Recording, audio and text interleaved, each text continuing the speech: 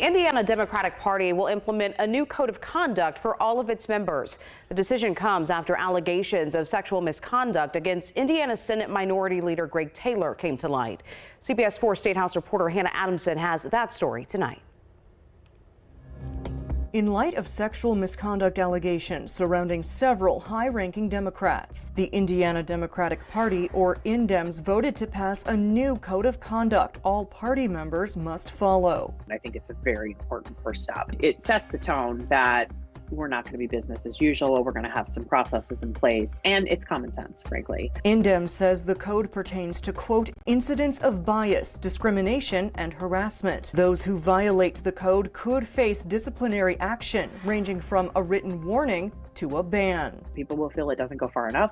Some people will feel it's too far. You can have reasonable disagreement about the details of it, but I think at the end of the day, it's incredibly important to have something like this in place. In a statement, Chairman Mike Schmuhl says in part, quote, establishing a code of conduct ensures all complaints brought to the party are treated fairly and equally. The party also voted to form an internal ethics committee to investigate alleged misconduct. However, it's unclear who exactly would be on the committee and who would be leading it. Republican strategist Michael Murphy says any successful ethics committee should include members independent of current party politics. If you want to rebuild trust and credibility, then you bring in people from the outside. The Republican Party, frankly, should do the same thing. This comes weeks after the Indiana Senate tweaked its sexual harassment policy to include apprentices and pages. I think we have a pretty strong process right now, but we're always willing to try to improve it. In an interview last month, Senate Majority Leader Rod Bray said he had hesitations about adding HR to the Senate Ethics Committee process,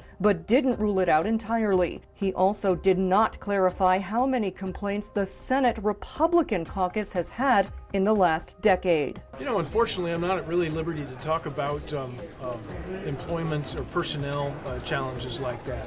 It's the reason that, you know, those employees have a right to privacy, and we need to try to respect that.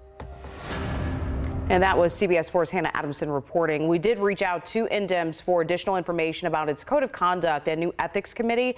The group declined to comment for this story.